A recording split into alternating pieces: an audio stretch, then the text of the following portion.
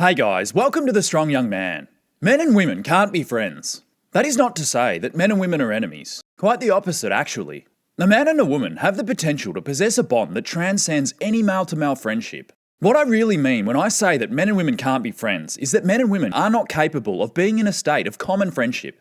Men and women can form an intimate relationship or remain loose acquaintances, but the two can never reach the middle ground of common friendship long term. There are fundamental differences in the way men and women view friendship within the framework of their own sex, and the way these transfer to each gender's concept of intergender friendships and friendships in general. Men are visual creatures, and every interaction with women is sexual. It does not necessarily mean the interaction is born of lust. Sexual attraction can take many forms. This sexual energy is present within everyone, regardless of whether you are conscious of it or not. This was something that the founding father of modern psychology, Sigmund Freud, theorized over a century ago. According to Freud, sexual instincts or drives dominate our actions and have deeply hidden roots in the unconscious mind. The unconscious aspect of the mind governs our behaviour to a greater degree than people are aware of. Consciously or unconsciously, a man never wants to be just friends with a woman. He would not make the decision to remain just friends if it were entirely his choice. For a man, a platonic relationship is a terrible prospect. It's a one-way relationship where a woman receives everything on her terms, but a man does not. A man's biological imperative is to reproduce in such quantities that ensure his bloodline is able to live on after he dies. Remaining platonic friends with a woman contradicts every line of code embedded into his genetic programming. A man who is friends with a woman is entirely sacrificing his sexual strategy to benefit a woman, and this is simp behaviour. This is part of the reason why women still believe it's possible to be friends with men, because beta males are reinforcing this false paradigm. Most of the time, these simps are suppressing their own sexual desires in the hope that a woman's good nature will allow him sexual access in the future, a return on his investment. In a feminine-centric world full of beta males, men realign themselves to a woman's understanding in order to preserve the friendship. The only reason they are preserving the friendship is to bide time until a sexual opportunity presents itself. After all, if the friendship were on a man's terms, it would be sexual. Female expectations are almost always prioritised over male expectations in intergender friendships. They will always move to a state that is more beneficial to a woman than to a man. Generally speaking, this is how the world functions. The world has always revolved around and prioritised women. It always defaults to the feminine perspective and assumes it's the only perspective necessary because it is the only perspective that women are capable of understanding. This is because women are innately solipsistic. Their innate solipsism leads them to believe that because it's possible for a woman to have intergender friendships, then it must be possible for a man. Women take the template that forms their understanding and expectations of same-sex friendships and then apply it to intergender friendships. Women presume that their intergender friendships will follow this template without considering that men are different to women and want different things from their friendships. Women need to be made aware that the template that forms a man's understanding around intergender friendships involves sexual access. This means that any friendship between a man and a woman is corrupt because it can never be beneficial to both parties to a similar degree at the same time. Only when sex is involved does the friendship move to satisfy both at the same time and hence become symbiotic. Of course, when this happens, it's no longer a platonic friendship, it's an intimate relationship. I envision many women yelling into their screens in protest, "Excuse me, I have many male friends." But do you really? If your vagina suddenly sewed itself up, I doubt you'll be able to remain friends with men on the same level that you could do with a functioning sexual organ. Most women think they have male friends because that's all most women are willing to offer men, friendship. On the other hand, when men associate with women, they offer women much more than just friendship. For women, surrounding themselves around other men offers them a plethora of other benefits that they do not get from their female friends, such as a rational, logical, and realistic perspective on life. A woman can't get this from her female friends because women dance around the truth to avoid offending each other. A male friend also serves to provide a woman with free attention that boosts her ego. This serves to remind her of her own desirability and the options she has, and it comes at your time and expense. A male friend can also partially provide a woman with security, physical, emotional, or financial, that she would otherwise have to get through granting sexual access. This friendship enables a woman to acquire these needs without the sexual expectations and risks that come along with it. So of course women are going to say they believe they can be friends with a man. Look at how much getting men to buy into this bullshit benefits them. Unfortunately, women don't see the male perspective and how interacting with a woman without sexual access is a terrible return on investment, an investment only pursued by low-value men.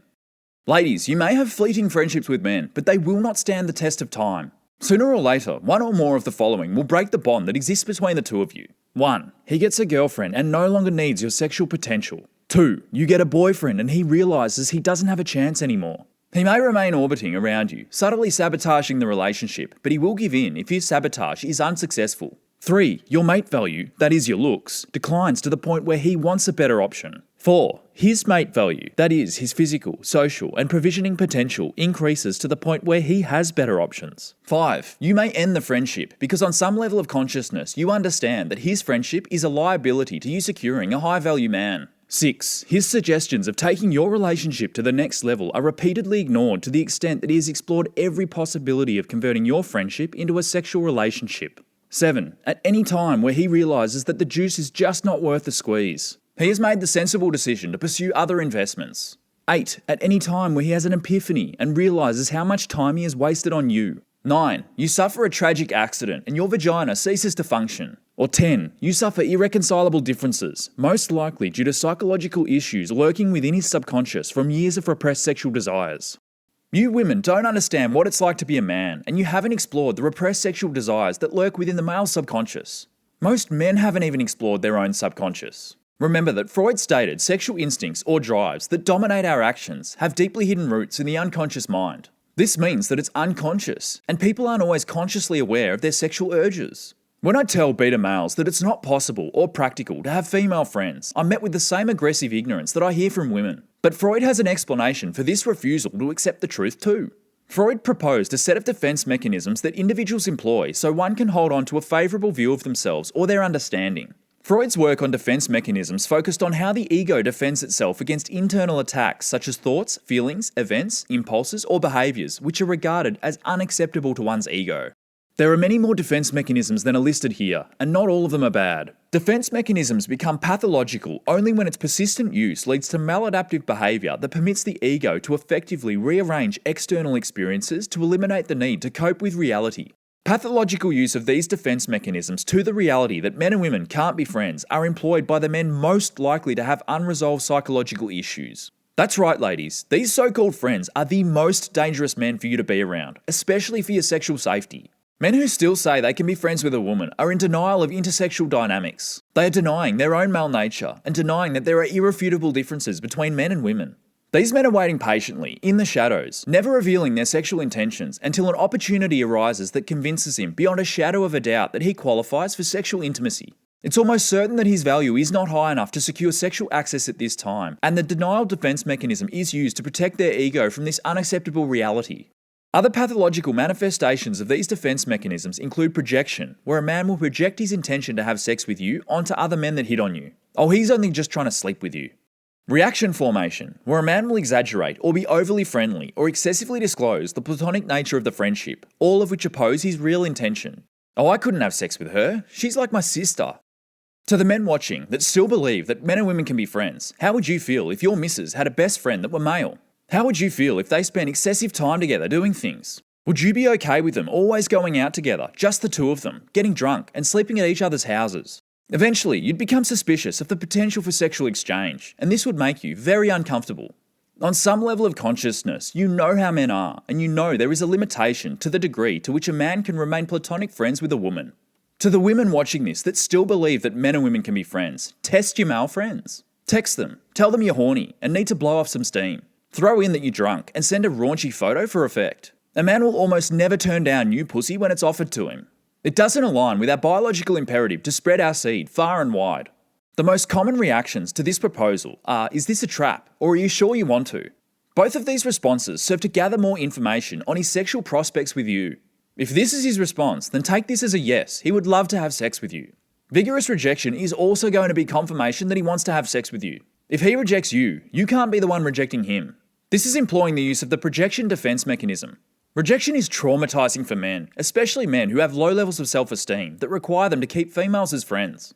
The only response that confirms that he only desires friendship from you is one where he rejects your assertion gently. Don't be silly, we're friends, is an example, and I just can't imagine this coming out of a single straight man's mouth. The only true platonic friendship that can be formed between a man and a woman is one where the man has absolutely no desire to sleep with that woman. That is to say, an exclusively homosexual man. This is why homosexual men make great friends for women. Most women often say, why are all the good guys gay? In fact, it's their homosexuality that drives them to behave in a platonic manner towards women that makes them great friends. Homosexual men can express their friendship more liberally towards women. These homosexual men are also on a similar wavelength with regards to sexual interest as well as feminine sexual energy. This means that they are basically girlfriends. As Rollo Tomassi says, women have boyfriends and girlfriends. If you're not fucking her, you are her girlfriend. If a homosexual man had sexual interest in a woman, it would mean that he would begin to behave in the duplicitous manner that straight men behave when associating with women. As a man, you must understand that the most fulfilling friendships will be found with other men. Men understand men. Men are rational, and men can understand masculine problems, and women struggle to do so. Something that I often hear women complaining about is that they can't even handle other women. They would much prefer the company, rationality, and positive masculinity of other men. This is because men are simple and behave in predictable ways, simple to understand. Real men are not chaotic, they are stoic. Men bring stability to other men, and women bring liabilities to other men. The key takeaway from episode 124 is that you must not keep women around unless they serve you some sort of purpose. This could be anything from sex to another form of pleasure to her making your life easier. Remember that women are keeping you around because you serve them some sort of purpose, and this relationship should be symbiotic, like all relationships should be. A word of warning to young men who are befriending a woman in the hope that they will eventually realise your potential. She is keeping you around as a backup option. A woman, whether conscious or unconscious, has the foresight to prepare herself for her long-term provisioning needs. She does this by befriending men so that she can consolidate on the foundation readily when their necessity dictates that they should. While she views you as a backup option, you will remain in the friend zone until your value increases and her value decreases. At this point, you become a favourable option for her long-term provisioning needs. All of a sudden, she has an epiphany. You were there all along. Don't be fooled. She's playing the game using your repressed sexual desires against you. These women will then dangle their sexuality in the hope that you'll be infatuated with her to a level that supersedes your own rationality. She is counting on you to fall into this trap, and you will, because it's what you've wanted for so long. Don't fall for their tricks. Women who have hit the wall are a danger and they will cause you great suffering. Choose a woman who chooses you, not a woman who reserves you for their backup. Thanks for watching today's episode. In episode 125, I'll be talking about anabolic steroids. Subscribe and click the bell icon to be notified when it drops. Catch you then.